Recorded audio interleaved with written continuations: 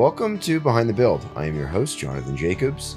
And before I introduce today's guest, I'd like to remind you, again, you are listening through a streaming service. Please take a second, go to the rating, and you'll notice that you can give up to 5 stars on whatever you are listening to, be it Spotify, Apple, YouTube, podcasting stream service, wherever you are. The more 5-star ratings that we get, the more visibility we get, which increases the listenership, and obviously we want more people listening.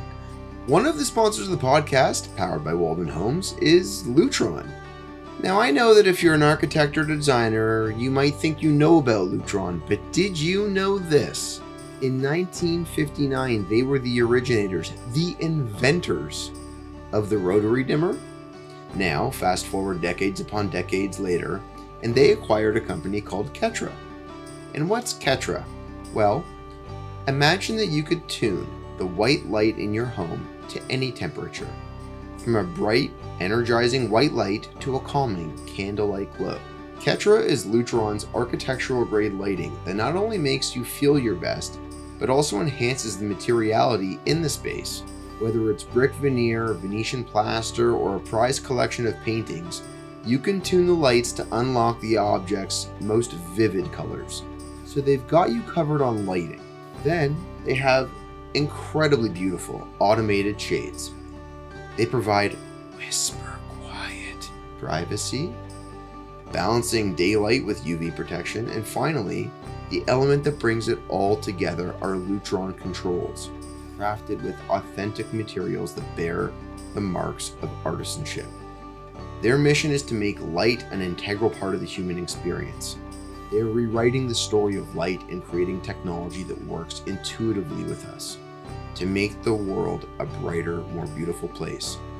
If you'd like to learn more about this, feel free to email me and I'll introduce you to some of the amazing people on their team. Again, my email address is jonathan@waldenhomes.ca. JONATHAN@waldenhomes.ca. And now, Kaplan's Appliances has been a staple in the city of Toronto for over 80 years. I've told you how it's a generational business, currently in its 3rd generation of operation. A pretty special feat when you think about how many businesses come and go over the course of decades. And that's largely due to the fact that their main ambition is service.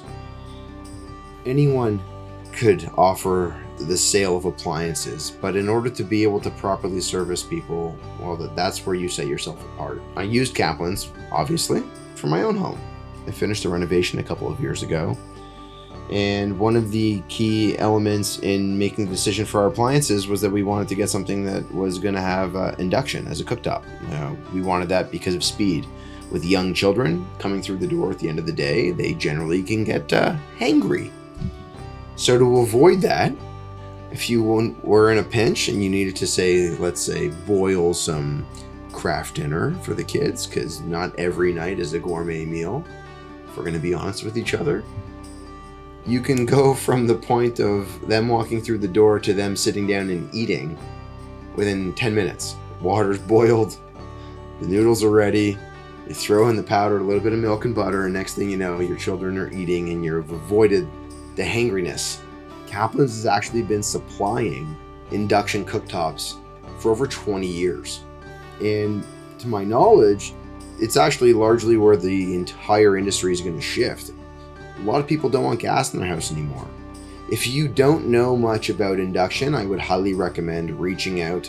You can email me and I can set you up with an in-house appointment with them where you can actually watch one of the chefs prepare a meal for you at the store on an induction cooktop to see for yourself how incredibly efficient it is.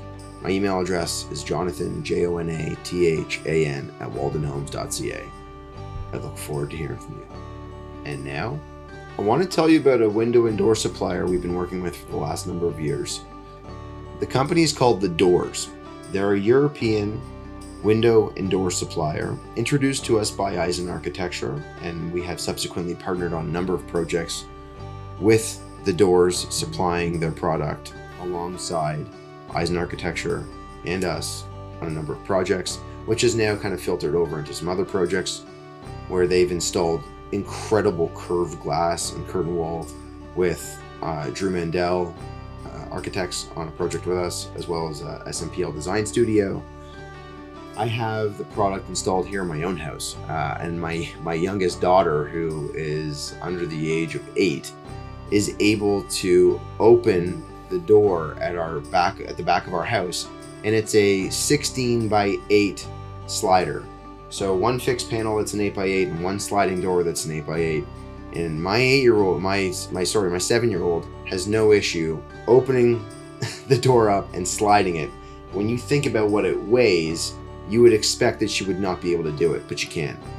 I say this because if you're installing windows and doors in a home or in a commercial project, whether it's a gallery or a restaurant, the concept of being able to have something that can function well, but also hit all of your R values with a profile that meets the requirements of the architecture is an important detail to be able to hit. The R values you get out of the product can either meet or be slightly below Passive House, which is amazing. And in addition to that, we have never run into a production issue where the product shows up late to a site. If anything, we've actually had it show up early and they've had to store it. And the beautiful thing about all of this is that Martin and Marta, his wife, are involved in all facets of the business. Martin's there from the point of sale through to the installation, through to service. And the product is readily available through all of North America. If you're interested in learning more about it, I would be happy to introduce you to them. We asked them to be a part of this podcast because of the way they service our clients and the way that they manage their business. To set up an introduction, feel free to email me. It's Jonathan, Jonathan, at waldenhomes.ca.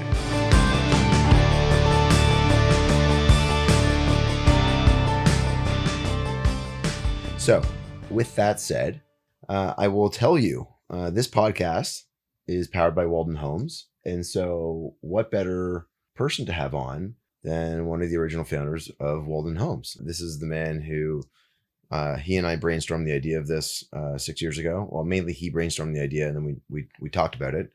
So without further ado, I would like to introduce Bruce Borden, one of the founders and co-principals of Walden Homes. Well, good to be here, Jonathan. Nice to see actually behind the scenes how you do these behind the build podcasts. So yeah, good opportunity for that. We normally are communicating through Teams or through the phone. We all work remotely. And so this is the first time where Bruce is actually spending some time in my office here and getting to participate instead of listen to the podcast. Yeah, I've listened to all of them and they've been really good. I've been listening to podcasts for a long time, years and years. So I have a lot of experience in listening to them and enjoying them. And I definitely have taken to this podcast. So yeah. You do a great job with it. Well, thanks. This is, you empowered it. So, and so did you, Danny. I'm going to say your name, Danny. Danny Morris is Bruce's partner with the practice. And I started with them 2017, in October of 2017. And about a year later, we were talking about the idea of doing something like this. You remember that, right? We were in the office and we were doing one of our many multi-hour brainstorming sessions. Yeah, back in the day when we had an office, we had a lot of those brainstorming sessions for sure. And I've always believed in podcasting as being an amazing way to reach out to a market, to build an understanding of what you're doing. I've been listening to podcasts probably since the day that podcasts were ever came out, and I've talked to people about them for years and years, and watched people's eyes roll as I talk about all these podcasts, and they're like, so their eyes are glazing over. I've just been, I don't know. I was taken by it for a long time. So you and I, the discussions we had were about, taking the discussions you have with all these architects, because you would come back to me and start talking about all these architects you're meeting, and I'm like, you're talking to all these people. And what you're talking about is just going up, up into the universe, and no one gets to hear it. You don't get to take advantage of it. So I always felt that there was a great opportunity in organizing it in a good way and putting it back out to an audience that really wants to know more about what's going on. And that was kind of the original reason why I thought this would be a good idea. Yeah, that, and I think you were also done with the intake. I was just coming to you and doing like verbal diarrhea dump of all of the information that I was collecting, and you're like, we should make this something consumable. Well, People will find this interesting. They do find it because it is interesting. I mean, for the right audience, it's interesting. You know, you've got to be interested in the topic. I happen to listen to a lot of podcasts. I mean, one of them that is so out of our area of expertise and so forth is all about transportation and logistics in the transportation industry. And I listen to it, and I listen to it because it's just, they tell a great story and make it interesting. So the topic of the podcast is important, but the way that it's being told in the podcast is so important as well. Just, you make something interesting of it. And I have always found all of interviews you've been doing to be really interesting. I don't know if this one will be, but the other ones have been. Well, I mean, you and I have some fire time, so I'm sure it'll come out at some stage during the course of the recording. And that's just like battling of creativity and what it looks like and how it's going to be implemented, when it's going to get implemented. And you and I talk about that a lot. I will say some things about Bruce with Bruce in front of me now that he's heard me say before, but I will now say in an open format for everybody else to hear that's going to listen to this. Some basics to some background on you, Bruce. So, company was founded in 1990, Walden Homes. Yep. It started off as a spec company where you were buying properties. It actually started off in 1990. I can give some backstory about how I got here, but to this business. But ultimately, when we started the company, I started with a partner at the time, and he had some years of experience. I think maybe 3 years of experience working with a high-end custom builder at the time, and he had always been interested in the building experience. Him and I went through business school together. I went into a different business after business school, which I can talk about if you're interested. Yeah. But as we got into this business in 1990, he had the experience, and I came on and learned along with him about building. We were doing direct contracting for homeowners in renovations. We started our first one on Castlefield in Toronto, and I can remember the first day showing up, and so I really learned the business that way. And it wasn't until really 1993 where we started to get into specs. I'm a really process-oriented person, as you know. You are? I am.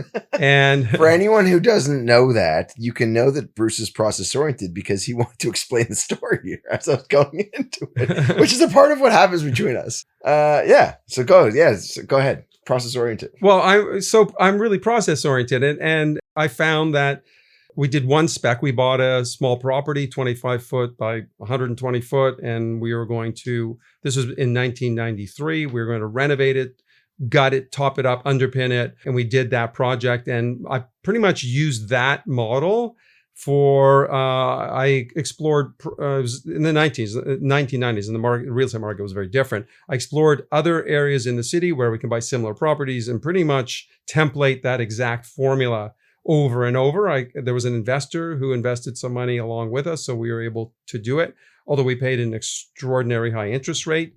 So we had to turn these things over fast. Yeah. So the whole thing and the budget had to hit. And the budget was tight. So it was 16 weeks from start to finish to get it on the market, and that was all about process and replicating over and over and over and getting better and better at doing these. And we did that through 3 years, like I think it was 93, 94, 90, maybe to 96. I don't remember exactly. And we would do maybe 5 or 6 of these a year. So we learned every single time, and we had a dedicated crew. So I learned a lot about construction from doing that. I learned a tremendous amount about the process of building residentially and understanding that. But I also was involved in the design of it. So I would sit in the basement of our architectural technologist and we would design the house. We would do every detail. So I understood value engineering because we were value engineering every time we would buy a property.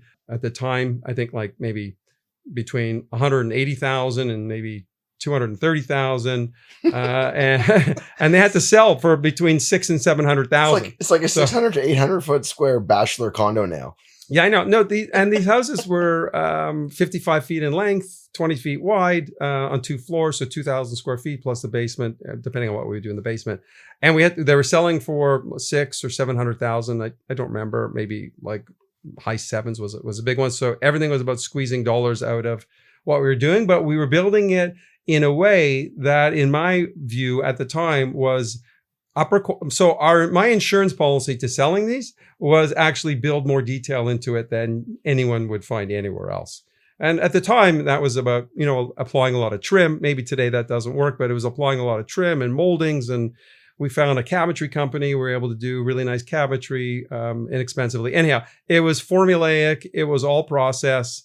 And in sort of the custom building environment, that was really interesting to me. And the process of doing this was always interesting. And having put out at the time, because it wasn't really done through the 90s, there wasn't a lot of infill spec building. I got to meet a lot of real estate agents, and the real estate agents became the referral source for custom home builds. So when we left the spec building, and eventually I didn't have the stomach for the risk side of it on the dollar side.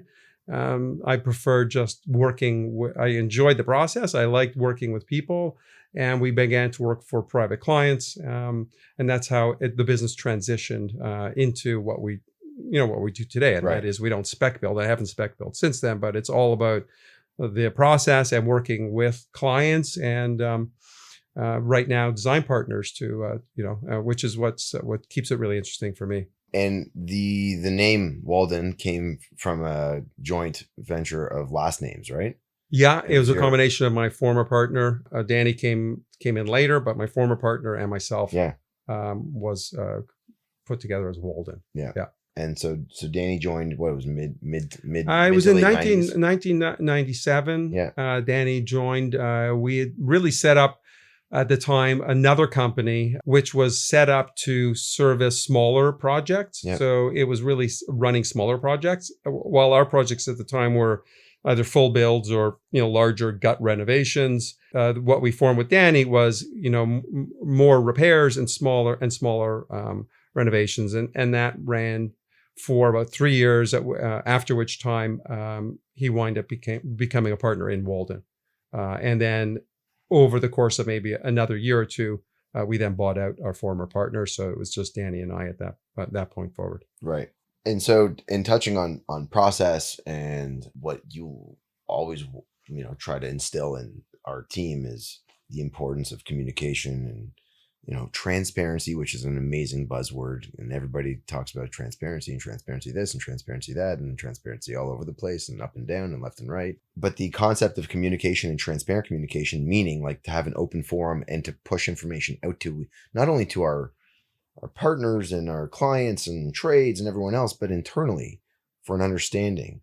And so I know that it was in the mid 2000s when the iPhone came out that you moved to the online model of managing projects, right? Yeah, I would say in the early 2000s, mid 2000s, we started to think about how to use cloud-based services to provide information. At the time, it was meant to go through definitely. I mean, when the iPad came out, we set up a portal of information where we were able to share as much as we could with our clients about the project. Prior to that, we were using fax machine to put out information in spreadsheets. And every week, Vicky, who has worked with us, Danny and I, for years and years and years, we would put out faxes to clients and then emails, email just with just spreadsheets. And then ultimately it developed off of the idea of being able to, consistently share information to the point which today technology really allows us to do so much around that. Mm-hmm. But information, it's interesting, just the sharing of information on its own sometimes doesn't really help. It's putting the information together in a way that means something and delivers value, whether it be to our clients or to our partners or internally, is so important. Like, there's just so much information that we gather today. We record everything we do. All of our calls are recorded, as you know, all of it's going into transcription.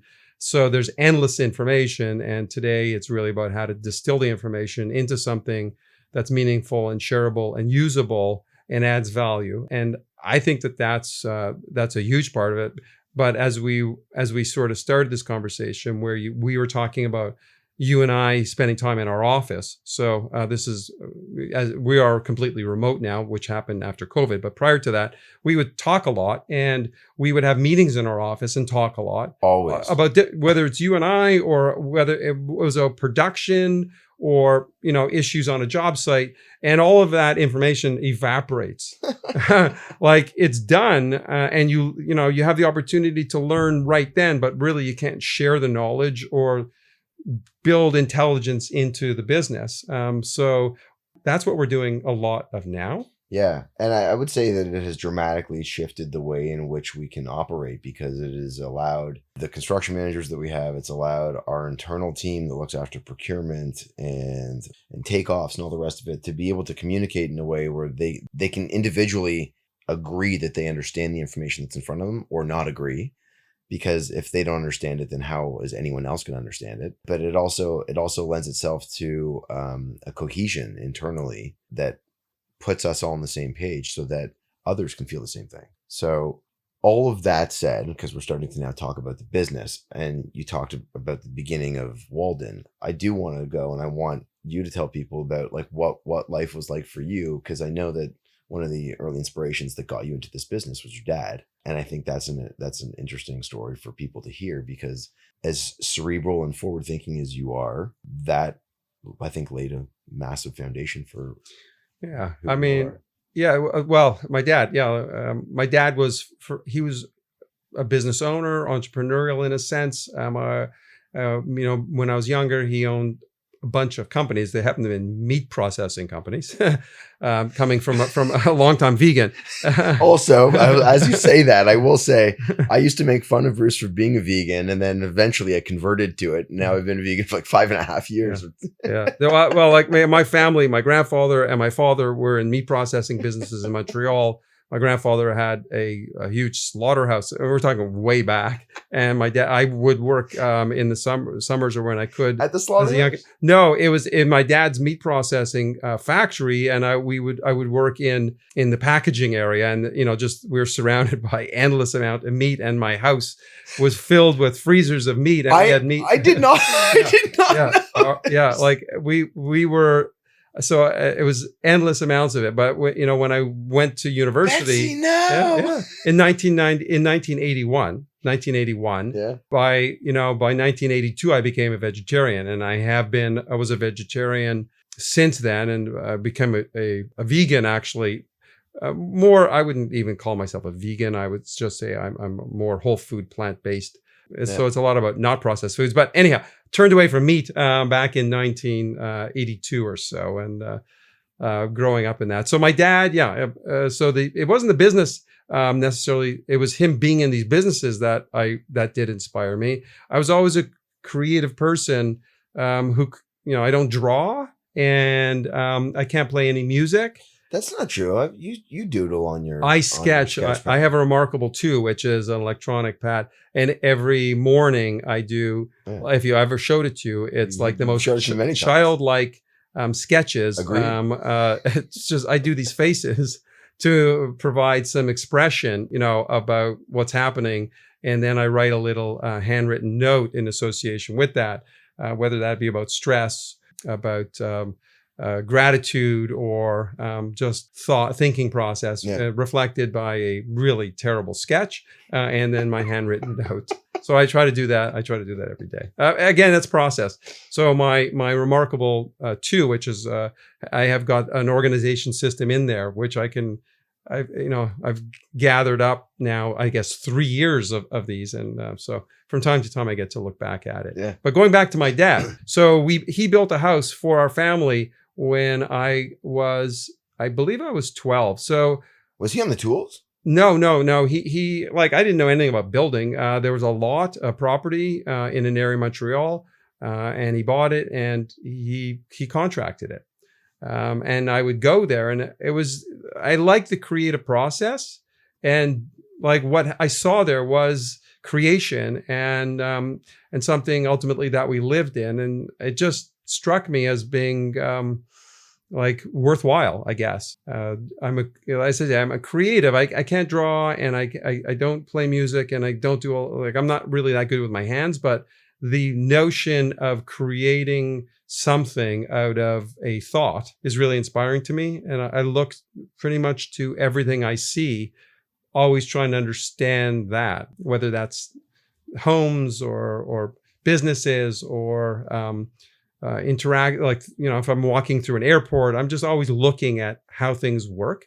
That I find interesting. So I like the idea of home building for that reason. And I especially like the idea of building a business that builds homes, because the more and more I got into it and have been in it, the more really the building part of it itself, like doing the spec building, as I say, when we were doing those in 16 weeks, was not overly difficult technically.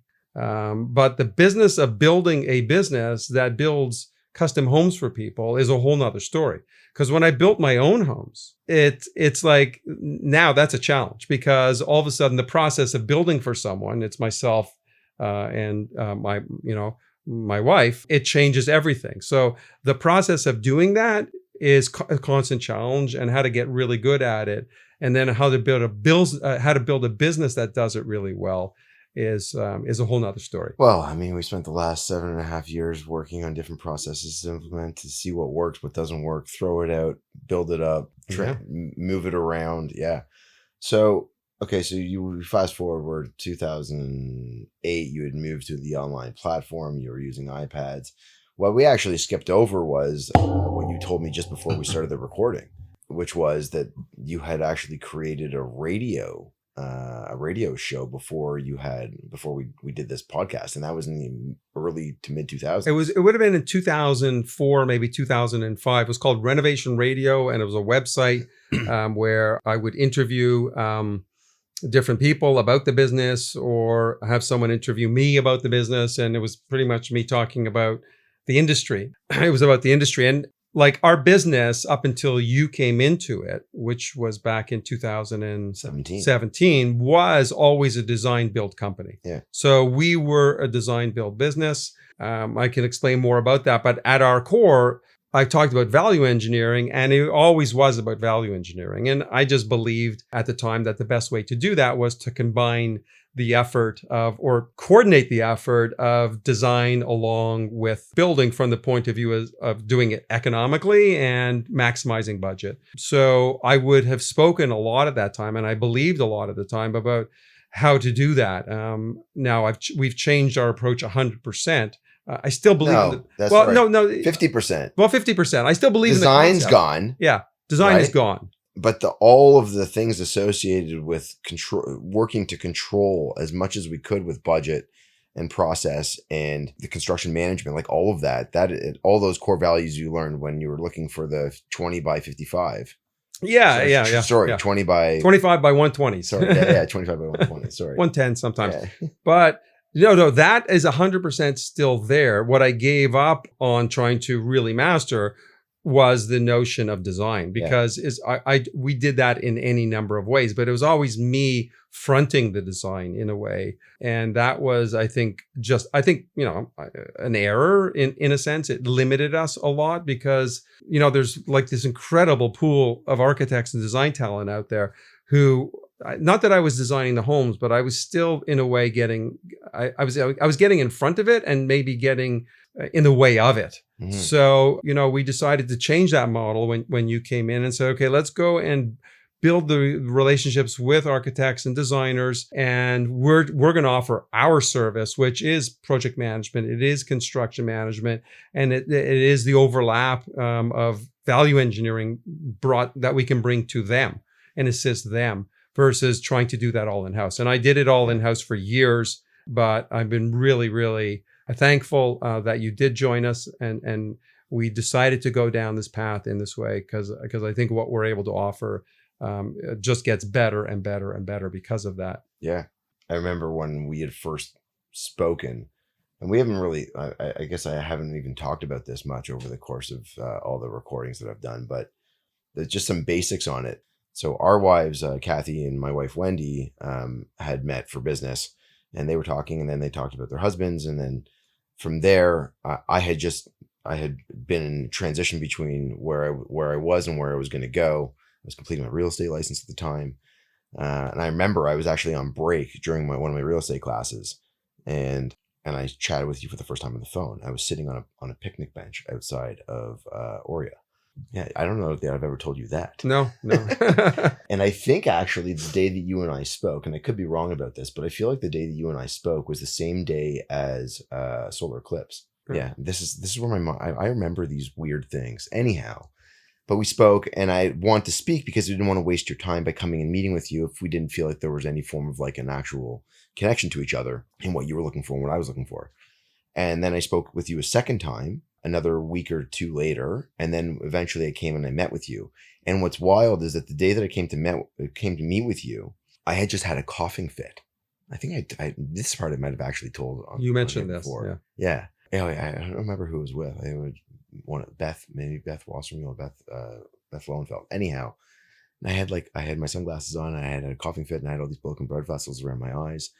And I was like, oh my God, he's going to think that like, I don't remember that. I'm like a drug addict or something. And I took my glasses off. And I was just like, is he going to say something? Is this going to botch everything? And so we had a great meeting, and then subsequently met with Danny afterwards. And it's, so 7 years later, some of the enjoyment for myself in being a part of this is that there really is an opportunity when you're working with the right people. And I think that anyone that's in design, you probably would feel the same way if you're an entrepreneur and you run your own practice, or if you're a senior or an intern architect or a principal, maybe not a partner in some way, but that when you can work in an environment where ideas can be shared and they're not shut down immediately, where they can be contemplated, rationalized, and determined whether or not they would or wouldn't work, is a very empowering thing to feel.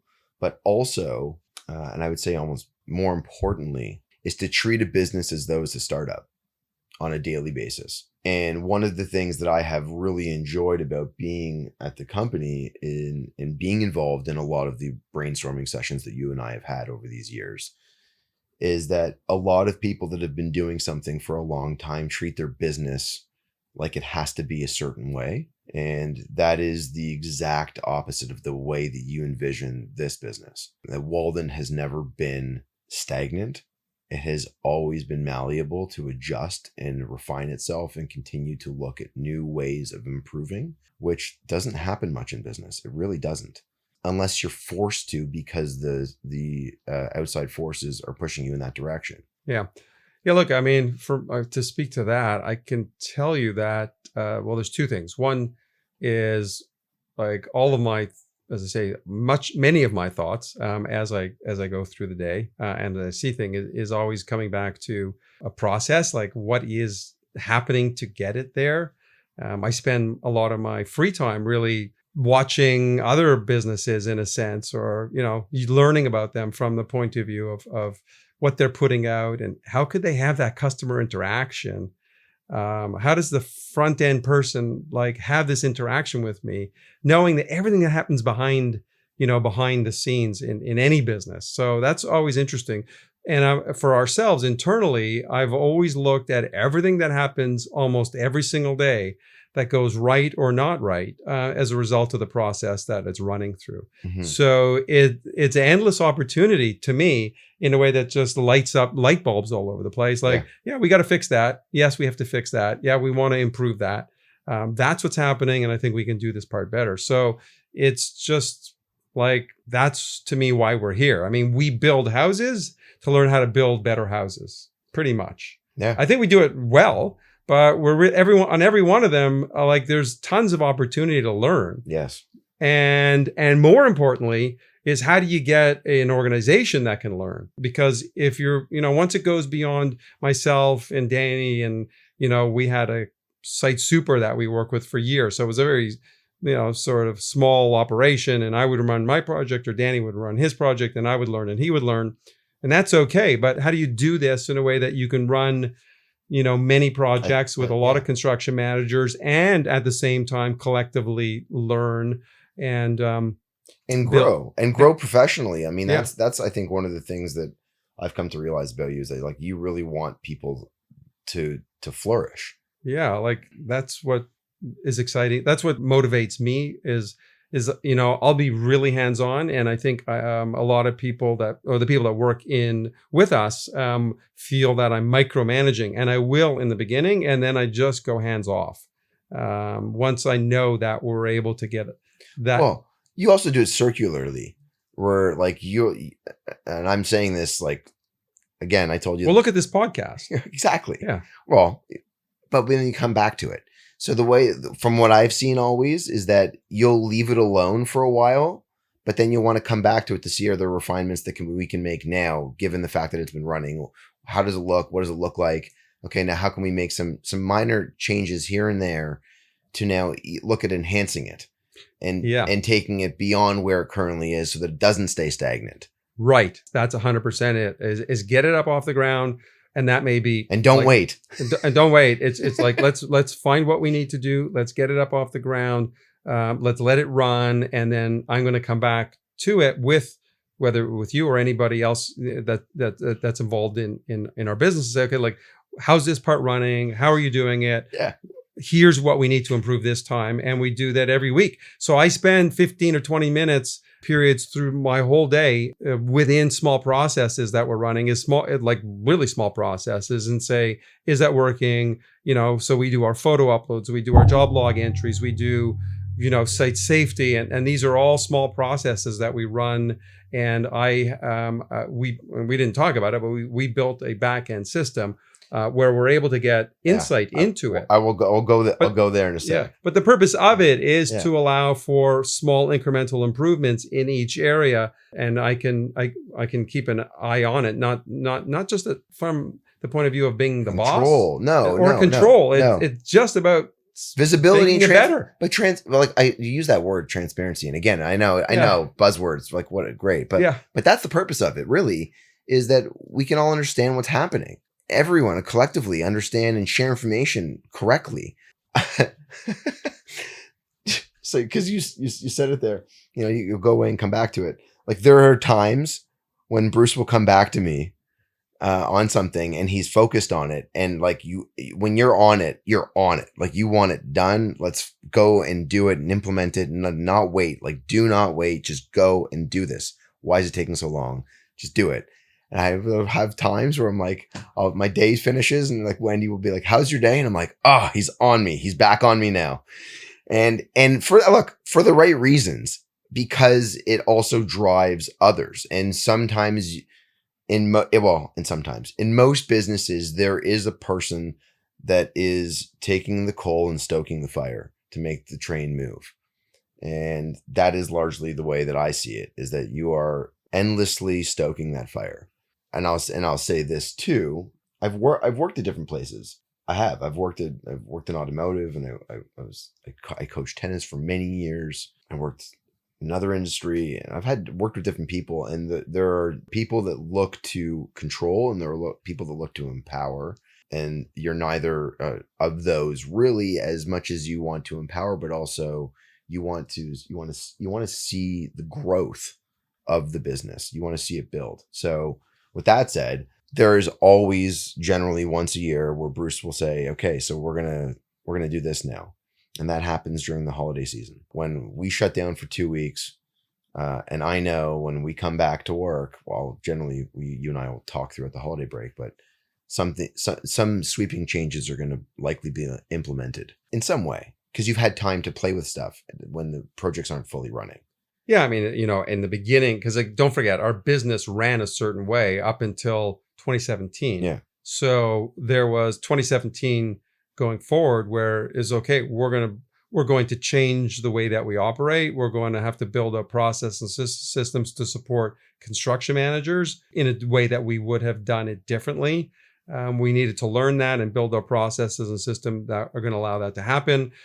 And so there was a lot of flux through the early part of that, ultimately, which led to a decision on some of the systems that we're going to use. And so it's not that they're changing now. We do use a good amount of technology, but technology is whatever. It just allows us to fulfill a lot of the components that we have in place. The tech, you need the tech. We need the technology. You need the tech. Yeah. So I will not forget this. So I'm gonna go there now. I'll talk about the tech. So 2000, I joined 2017. In December of 2019, we had prior to that, we had also migrated portions of stuff into different types of software online, even managing like lead flow and what that was going to look like. You remember this? Like Pipe Drive, and we looked at, and then we were in like Trello, and we tried different things. We had been in Co-Construct for many years, and then we wanted to make modifications to Co-Construct, which they were not able to do. They weren't going to look to implement.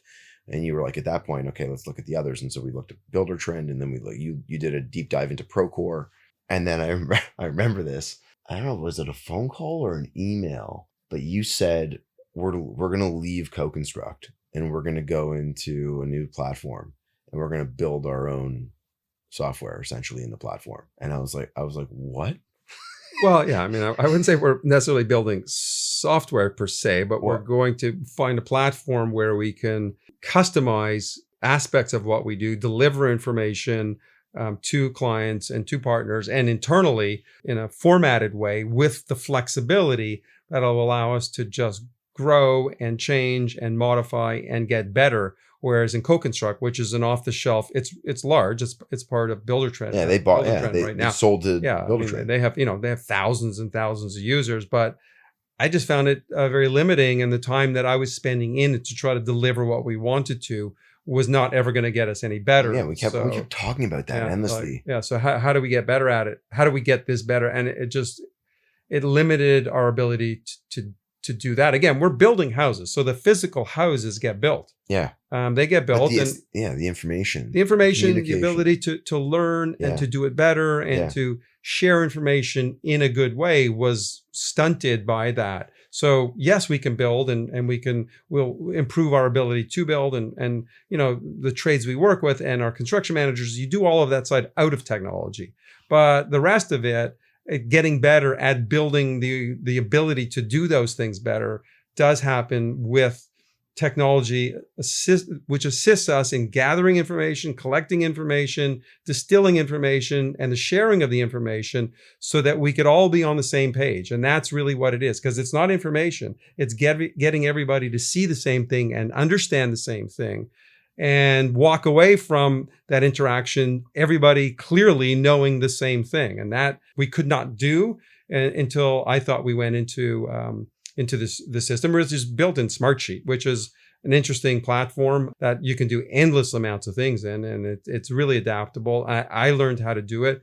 It was in 2019. You dropped that, I call it a bomb. You dropped that bomb in December of 2019. Yeah. And in fairness, I'll say this because it was like that time frame was wild. So 2019 was the same time both our dads, right at the end of the year, essentially were diagnosed terminally, right? Bruce and I both lost our fathers. Like, I think my dad was just at the beginning of 2020, just before COVID. It was in January or February. It was in January of 2020. So what do you remember? When? What day? Yeah. Do you remember? I believe it was, it would have been, I don't know, you got me thinking. That's okay. So it was it was in January. No, it was in February of 2020. It was the beginning of. It was in February of 2020. Yeah. So I lost my dad in mid-January. We were going to make this change. So it was 2019. This whole thing happens with both our fathers at the same time. But as a nice distraction in some way, we're going to go and make this whole transition out of our current software into our new software, transition a project into it and go build it out and figure it out. So I remember this. I was on the phone with customer support because I was helping. It was like you, me, and Duran helping build this whole thing for about 6 to 7 months, maybe 8 months. I was on the phone with tech, our person for like 4 hours a day, figuring out coding on the back end. Which thank God I don't do any of that anymore. But to build that platform and then to develop it in a way that now the user experience is amazing, and that doesn't, not just for the client, but to be able to modify what our partners want to see if they want to see anything, to be able to integrate them into this in a way that allows them to have some level of visibility into what they've designed, where it is, how it's moving, and customize it in a way that is meaningful, was a huge transition from what we had been experiencing prior. And it really, in my conversations with people, has given them the confidence to know that what they've designed and what we're building, it is more or less directly in line with what they're expecting. Yeah. I don't know. I mean, the technology on its own doesn't do anything. I know. I mean, it's the people using the technology. Of course. But if you don't have the tech, then the people can't share the information. It's a chicken and egg thing. I talk about to me, it's process. Okay. I agree. Yeah. And the technology facilitates the ability to have the process that you can improve. And as I say, in co-construct or wherever, or in Procore, which I just thought would be just too complicated for a small, residential construction company like ours, it would be a challenge. So we went down this path, but and I think it's worked out well, and we continue to improve it. And what we skipped out on too is that we transitioned also into teams at the exact same time. And what was really interesting about all of this is we had just finished renovating our office space. 2019. We finished just before we shut down for the holidays. It was beautiful. And then all of this other stuff happens. So my father passes away. Your father passes away. COVID starts. We're building out smart sheets. You're like, we're going into Teams. I'm like, what is Teams? Well, because you were using WhatsApp. We were, because we kept trying. Yeah. We were trying different things. Like we created project groups in WhatsApp, which is what a lot of people do. Yeah, I know. And we're like, this isn't really working. And so all of a sudden we go into Teams and we develop Teams, and we've developed this incredible system within Teams that works really well. We started to integrate Google Docs and Sheets on a elevated level from what we had previously been doing as we continue to. And so all of this really just changed the way that we could scale the business. Yeah, and Loom's also Loom. a big part. Yeah, Loom is huge. A big part of it as well. And for those that aren't aware, Loom is like a interface that allows you to record and upload, and it transcribes video. So there's just a lot of benefits in what we do to make a story understandable for both clients and partners. So they don't have to come to site. We can record a video and send it out to them. See, I mean, something we haven't talked about, and I don't know how long this conversation is going to go on for, but I mean, at the core, we build custom homes for clients, and we work with design partners to assist them in doing that. But really, it's about the construction manager in what we do. And the construction manager is at the center of this, because it all gets delivered through them. Our ability to build these great homes and deliver on a great experience for the homeowner and a great end result that conforms with the design that's brought to us is all done through the construction manager. And all the processes, all of the methods, all the technology is to support the construction manager. Our whole back end team, all of it is that you could take that one person and make them so much better than they can be on, they can accomplish on their own. Yeah. And doing it in a way I think we do differently than a lot of other companies, as far as I understand. Because I'm not really a student of our whole industry and how every other company works, but we flatten this thing out where it's a construction manager and a back end team. We don't have a site super, and we don't have a project coordinator, and we don't have a project manager. We just deliver what we do through a construction manager. So I think all of the processes, I look at them as being sort of like these sort of power apps, or like plugins that we bring to a construction manager and say, we're going to empower you with all of these processes, and they're going to help you around procurement, around project tendering, and around scheduling, and around deficiency, quality control. All of these things get they plug into it, site safety, and it gets delivered through them, and that's really what it's all about. So, and I think one of the other core elements of that too is the importance of being able to define scope of work for trades and suppliers, to make sure that when they're coming out to a site that they're really clear on what they're coming out there to do, and that it's ready for them, and that they have the space to be able to work. Like all of that again goes back to that construction managers and the power that they have. The trade. Okay, the construction manager, and then the trade and suppliers and vendors in a project. Like you need to make it super efficient for them. That our job is to make the site ready. So when the trade shows up, we have the information in place. We have a site ready for them so they can come in and work efficiently, and in the end do good work, because it's not stop and start, or it's not you have to come back, or it's not, or we're changing this. It's just be efficient. Let them price the project properly, because we understand it coming in up front. And the bottom line is they need to make money on our jobs. And that means that they want to bring on the next job, their A team. Every trade, has A team or a B team or a C team. We want the A team because they know they can put their A team on our projects because they're well organized, well set up, well formatted. And that's because the construction manager is organized and they know what they're doing. And that is all delivered through all of these back end processes that we run. Yeah. And they get paid. I mean, that's that's an important part of all of this. Well, of course, is getting those people paid. Yeah. You pay a trade and they show up again. Yeah, I mean, it's something that Danny has always hammered hard on, is to get the trades paid fast, and to do that, they need to do the work properly and to do it well. So everything, all the back end processes that we run, all of these things that we work at every day to get better on, is to let what's happening on the job sites run efficiently, good quality work, working with the right trades, and be organized.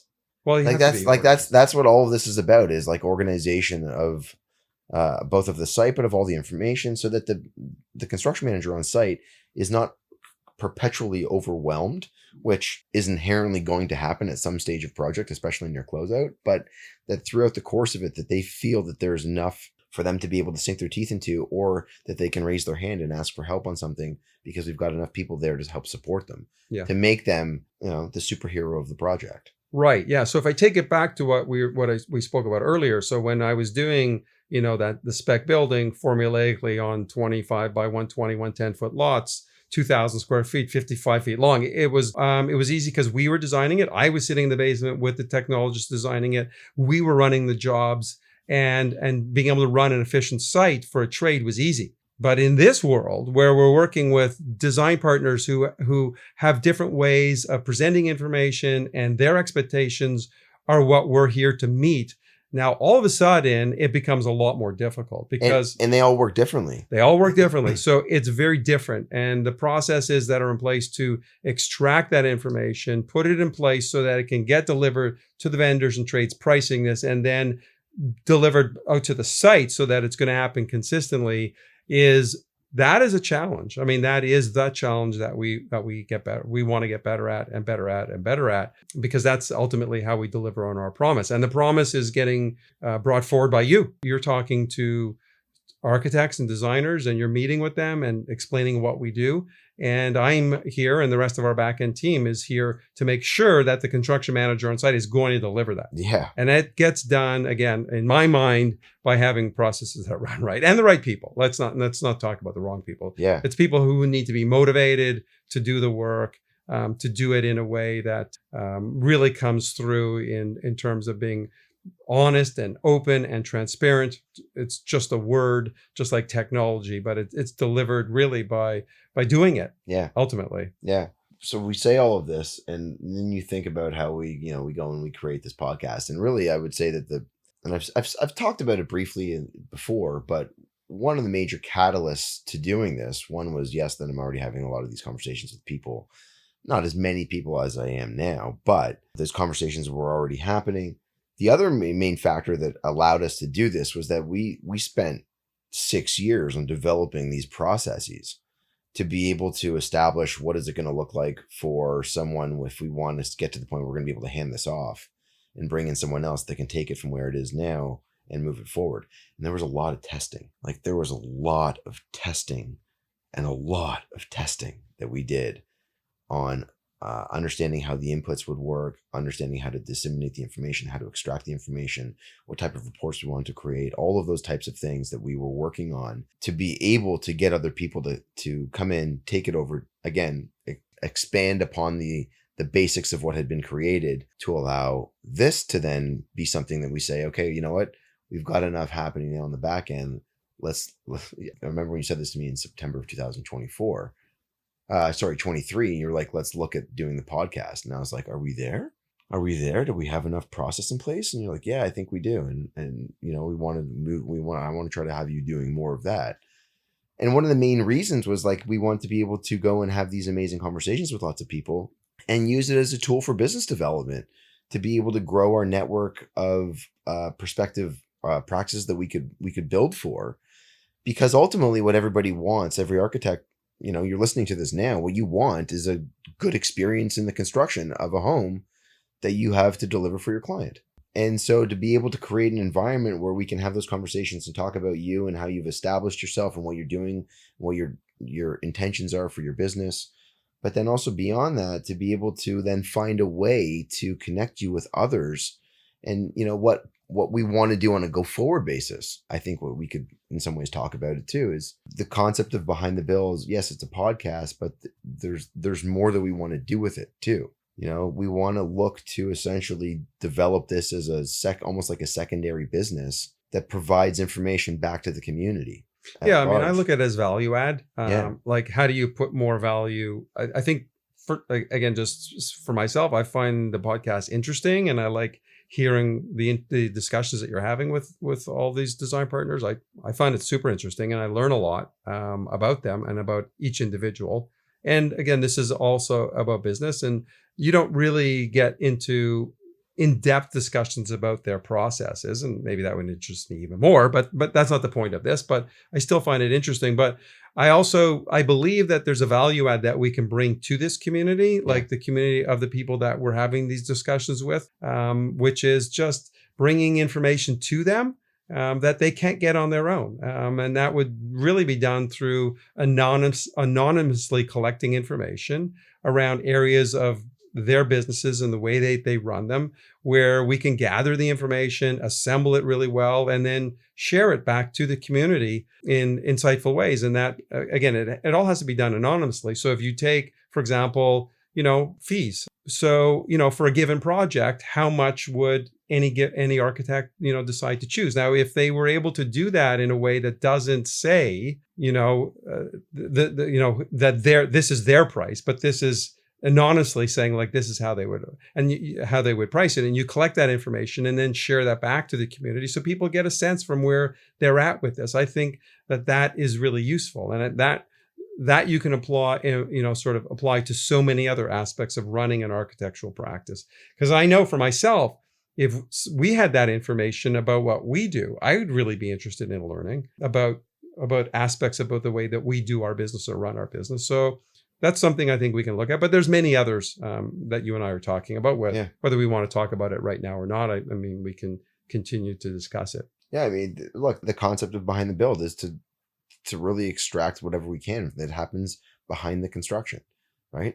Like there's so much information that is lost in our industry. And so being able to find ways to integrate that and package it, to your point, is some of the other things that we're looking at doing are the ideas of either doing some roundtables, but then also doing some networking events where we bring people together, because ultimately that's I am really keen on wanting to do.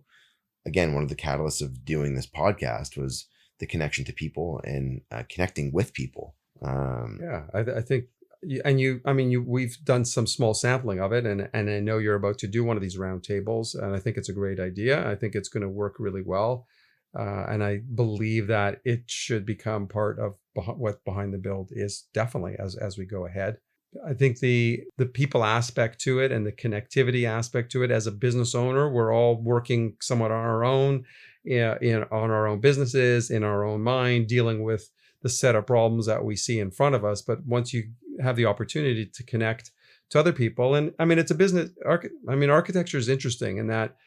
Listen, it's a competitive environment, but at the same time, it's such a creative, personal practice. Let's just say that I think it lends itself well to the sharing of aspects of it. I see it actually, you mentioned, Kathy, my wife, and she's in the real estate business, and she has a real estate brokerage, a successful one, and she's also a real estate agent, as are two of our kids that work in the business. And her mother started the company, so it's 3 generations in it. And I mention that because in that industry, you see the top performers, while their competitors, they also cooperate a lot. Like at the highest level, the best ones cooperate really well together.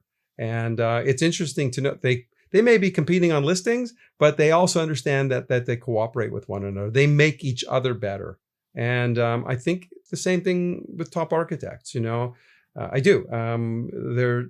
Yes, there's a competitive aspect to it, but I mean, ultimately, we can all only work with so many clients, and you're really trying to work with the right client, and the right client working with the right architect just makes a lot of sense, or the right designer just makes a lot of sense. And there's a lot to learn from one another, just in terms of making our lives better as business owners. So in the case of real estate, how do you make a successful real estate agent? I'm talking about real estate agent because I see what their lives are, and it's nighttime phone calls, it's weekend phone calls, but how do you build a life around being a really successful realtor? They learn from one another. And I think the same thing applies here in running an architecture practice. Which is what I think Behind the Build is, as well as potentially connecting to the industry itself, and that's suppliers and vendors and learning and education and all those other things that I think are there as an opportunity for Behind the Build. Yeah, I'll actually put this out to the listenership, and that is, if there's things that you feel you'd want to learn from the industry, you can reach out to me. I would be happy to field questions. If there's information that you would like to gather, if you want to be a part of a list, where as we continue to develop this, by all means, you can email me. You don't have to be a local to Toronto. Like, you can be wherever you are in this world, because the reach of this is extending well beyond both Toronto and Canada. There's many other practices that you'll have either heard from or you'll be hearing from that are not just local. So if you're interested, feel free to reach out to me. My email address is jonathan@waldenhomes.ca. And Jonathan has only one H. It's JONATHAN @waldenhomes.ca. So you can always email there. And if there's a person that you wanted to hear from to be on the podcast, you can also let me know by doing that.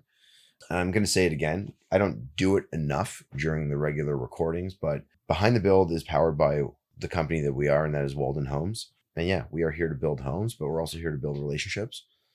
Because ultimately none of what we do in building homes happens without the relationships that we have. And those relationships extend beyond just the internal relationships we have with each other, but that goes to our design partners, consultants, all of our tradespeoples, all the suppliers, and then obviously most importantly, it's clients. And when we look at what this business is and what it has been, we have relationships with clients that date back for decades, multiple projects where we've worked with clients. So not only in their first small renovation project and then on their custom home, but also in phases of renovation of their house, those that have dreamt of having their custom home and they get to have it. It's a really, really rewarding thing. I think I was talking about this with a guy I played basketball with yesterday. And I said, how's your job? And he's like, whatever. So I'm not doing what I love. I'm not overly excited by it. And I said to him, that's a shame. What do you want to do to find your excitement? He's like, I'll work for another couple of years, but I want to go start like a fence building company or like a fence restoration company. All these fences all over the area, they're all falling down. I just got to fix the post. I said, it's funny you say that. I'm like, I wake up every morning and I love what I do. And to be at a stage of your life, I'm in my early 40s, to be at a stage of your life where you can experience that and you get to see the value of what you do in the outcome, in what we do, we're building, right? The concept is the podcast, but from the main business standpoint, it's the construction. The plan started with an idea. And when we're done with it, it's something that you can touch and you can experience. And it's a really special thing to be a part of. Yeah. I mean, which takes me back to, as I say, when I was 12 years old. So that would have been 1974, born in 1962. So you can do the math. When my dad built this house. So what was exciting about the process was actually the house in the end. So yes, that's why what we do actually is really suits me. I like the end result. I like the end physical product. I also like the opportunity that each one offers, and that is to learn to to do it better. It's endless, really. It is endless. And as you say, working with all these design partners also just opens up a whole nother level opportunity to learn and just to see what's happening and to align ourselves with all these people. Whereas in our previous business model, I didn't have that opportunity. I was the limiting factor in a sense on the design side. So we eliminated that problem, and now it's just so much more opportunity in the way to add value to what we're doing and to learn and to make it exciting. Yeah, I mean, look, I was away on holidays not long ago, and we were shut down, and I joked with you and I said, like, what's the massive, when we had our first call, I'm like, what's the massive change coming down the pipeline right now? Well, there's a lot that I want to bring forward, some of which we talked about. I don't know that we're going to do it today. No. We're not going to go there right now. We won't. No, but I was, what actually kind of shocked me was that you didn't have a massive sweeping change for this year. That like No, it's right now, I think we're just about small incremental improvement. Right. Yes. And that we're 7+ years in, 35 years into the business now for you. You're at a stage where the business is operating largely the way that we kind of hoped that it would, I think. Yeah. And there's always room for improvement in many things. And that's what you speak about, is the small incremental improvements here and there. Yeah. Well, look, I just rebuilt our whole schedule system over the holiday. So Yeah. it's a complete new approach to how we're going to do scheduling. So that is getting rebuilt. We have plans for the podcast as well. But yes, in combination with a lot of other small micro improvements that happen in 15-minute calls through the week in areas that touch on everything that we do. Yeah. Yeah. Okay. So I think I want to wrap with this. If you've made it this far through listening to the two of us go at each other, and there's probably talk about it. At least 4 people out there that have made it all the way along. maybe 4. If one of you 4 had us on mute for the entire hour, thank you for listening. Well, but what I was going to say was, again, one of the things that I admire about Bruce, if you've never worked with us, if you don't know us, what I can tell you is that the gentleman sitting across from me, you put in, how many hours a day do you think you put into the business? I know you don't want to say this. I don't know. Okay, so I'll say it. I will say my assumption is it's somewhere in the ballpark of about 12 to 16 hours a day. Accurate? Well, yeah. I mean, I try to be super productive early in the day, but yeah, okay. I'm not going to. 12. I would say 12 to 16 hours a day. Okay. And I've worked with many people, and I know that entrepreneurs, you're putting your time in all the time, but like that, there's a lot of time focused on where are the small areas of opportunity within the business to be able to improve. And when I say that, I say it because as a person looking to someone for that type of engagement and motivation on an ongoing basis, which I have for myself, but to know that there's another person there that is putting in those types of hours, it's enjoyable. So if you're out there and you're new to your business, you've just started working in an architecture practice or a design practice, or you're one of the principals of the practice, you have to know that there's always more that you can do to improve upon who you are, and don't see yourself as being stagnant. You have to be able to continue to look at small areas of improvement all the time. You just have to. Yeah. Well, listen, there's lots of other areas that we can talk about. Our use of AI that we're doing, and how that's changing the way that we're just bringing in all levels of efficiencies into how we do things. But we can save that for another time. Yeah, we'll save that for another time. And then I guess the last thing I'm going to comment on is I only noticed it about halfway through this. This is not a visual medium. However, what I realized sitting across from you right now is we're like mirrors. You're wearing black Nike socks, and so am I. Blue jeans and a black long sleeve shirt. That's the uniform. Well, that's part of it. Is yeah, we're the same thing every day. So for me, it never really ventures far off of what I'm wearing right now. I was going to say, that's like this Mark Zuckerberg idea, right? Yeah. Eliminate that decision. Bruce, obviously, thanks for coming on, but also thanks for giving me the opportunity to do all this. Yeah, look, It's been a lot of fun. It is a lot of fun. You're doing an amazing job with it, and I look forward to continuing to be able to do this for years to come and continuing this venture. It's enjoyable. Yeah. I enjoy it. I like it. I have fun doing it. Yeah. Well, again, if you're going to reach out, it's Jonathan at waldenhomes.ca, Jonathan at waldenhomes.ca, not .com. Thanks for joining us. Bruce, thanks for coming on. Thanks for taking time away from everything else, all the process, to be the creative today. Yeah, it was fun. I enjoyed it.